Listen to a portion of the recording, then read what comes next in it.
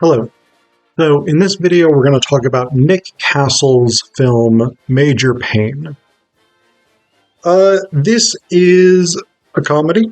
It's a fairly ridiculous comedy, but it's about the education system, sort of. And many of you will know I am in the education system, and so I very frequently enjoy movies about teaching, the teaching process, the nature of education, etc., etc. And I've seen Major Payne several times. It's a movie that I do quite enjoy. It is the story of Major Benson Winifred Payne, who is a Marine Special Forces veteran who has served, as he tells us repeatedly, in 11 different corps. He is battle-hardened. He is extremely good at the use of weapons, at the use of hand-to-hand combat. He is very sort of tactically oriented, etc., etc. He's a kind of Rambo-type figure.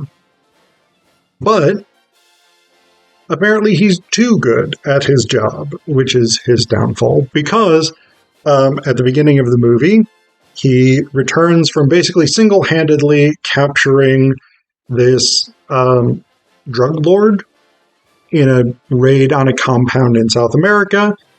He captures this guy and basically his entire group of henchmen, I guess, single-handedly. And the military's like, yeah, so bad news. We're not promoting you, and because we haven't promoted you twice, you're out of the military. I don't think that's actually how the military works. I don't know. I've never been in the military, but my sense is that's not the way it typically works. But this sets up for the premise of the film, which is that in order to get back into the military, Payne has to take whatever assignment he can get. And what this general manages to get him is a position as the commandant of the junior ROTC program at the Madison School in Virginia. ROTC, for those of you who don't know, Reserve Officer Training Corps. I think Corps is correct. ROTC is typically a university program in which people serve. So basically, you agree to enlist in the military for a certain number of years following the sort of basic training and officer training done during your time in university, and then afterwards you serve in the military.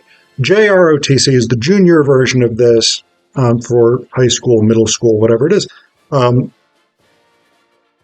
is essentially sort of free military training, which means he's working with children. So these would be people who are under the age of 18. They are not combat troops. They are not preparing to be combat troops necessarily. They are, in fact, training to become officers if they are successful through the program.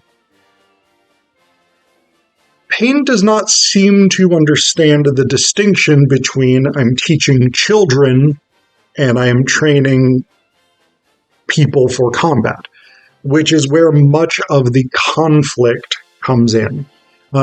He essentially approaches teaching in this JROTC program as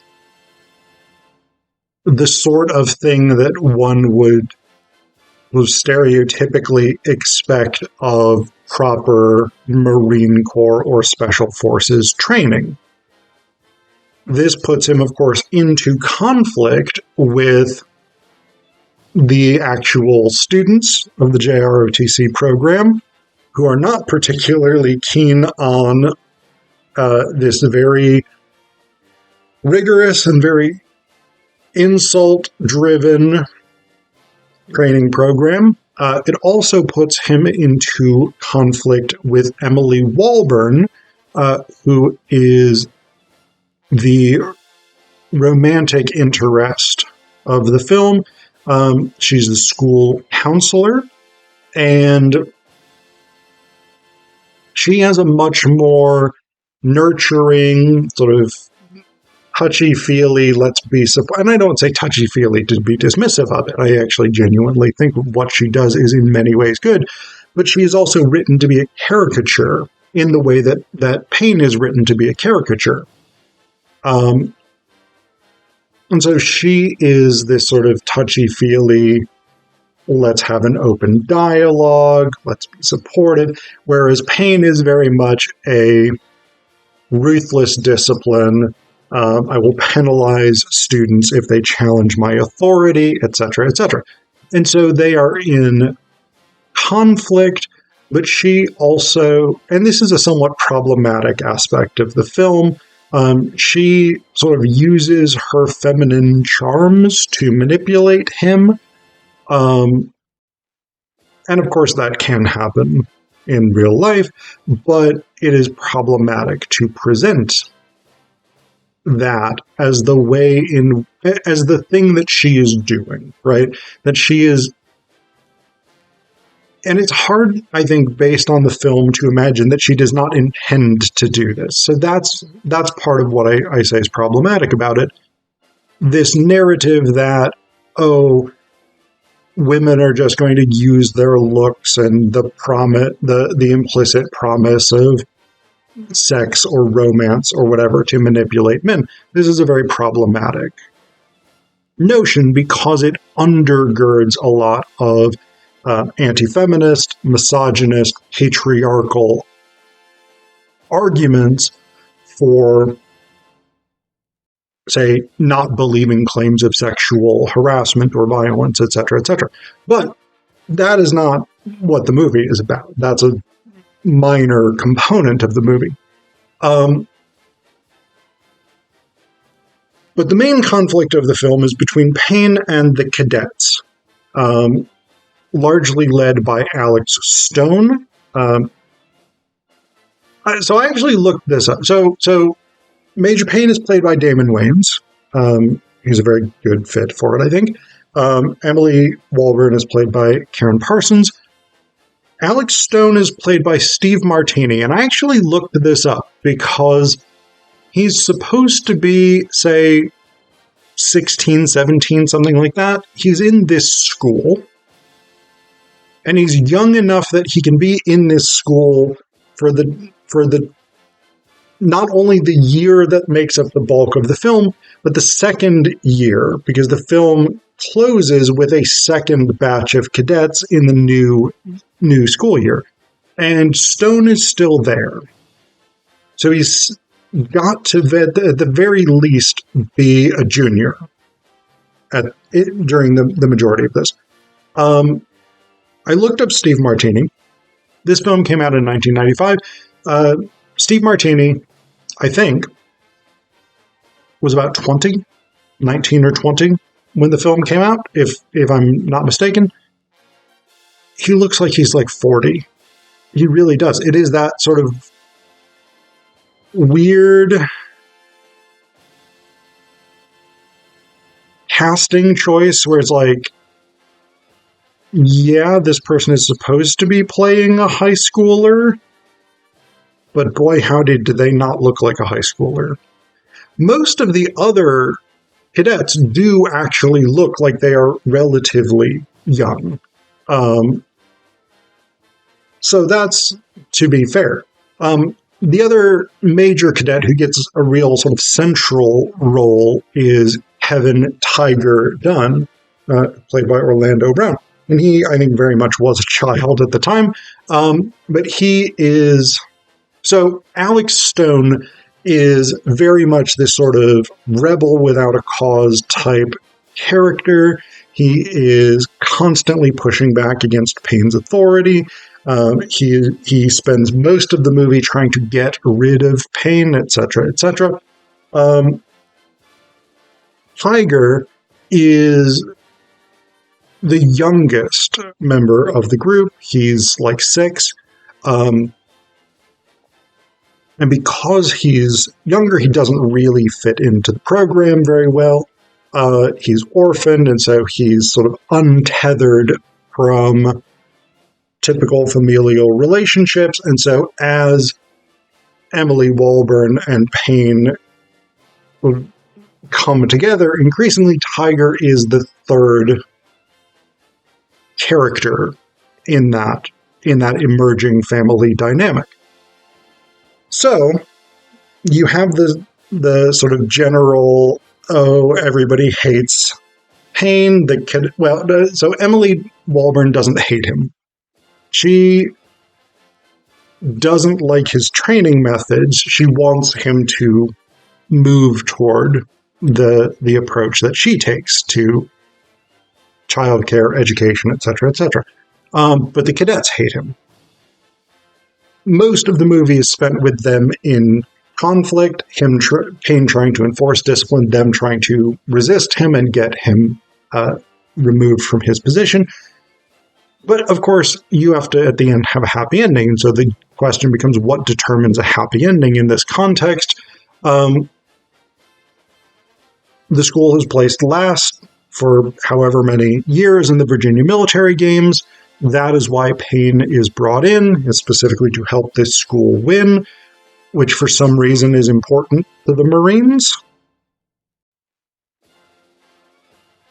For unspecified reasons, that's important. But that is ultimately the objective. And so finally, Payne manages to sort of draw out of these cadets their own motivation. It's not that he motivates them necessarily. It is that he unlocks within them the desire to actually win at this competition. And so they have a training montage, which apparently is sufficient to ultimately help them win the Virginia military games. Seems unlikely, given that they are up against schools who have consistently done much better than them and who have not spent a good portion of the semester or the school year or however long this is, basically just at cross purposes with no actual intention of trying to win. But they're the plucky upstarts, and of course it's a 1995 movie. 1995, the mid-90s, loved a plucky upstart. Who doesn't? I certainly do. And so by virtue of being the plucky upstarts and the unlikely winners of the games, they end up winning. So great. Everything is happy. Payne and Emily Walburn get married. They adopt Tiger. Payne stays at the school, even though he had gotten the opportunity to go back to the Marine Corps and, go back to doing his actual job, the thing that he's actually proficient at, which is not teaching. I will tell you that 100%. This is one of those things. This film is kind of the anti-Renaissance Man, the Danny DeVito film, which I also really like.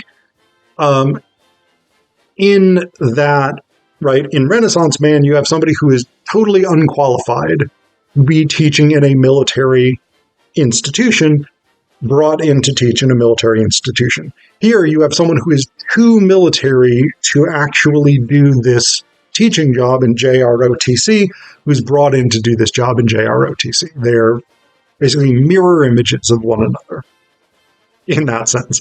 At the broadest brushstrokes plot levels. But Payne is not qualified to do this job. It is a weird dynamic that is constructed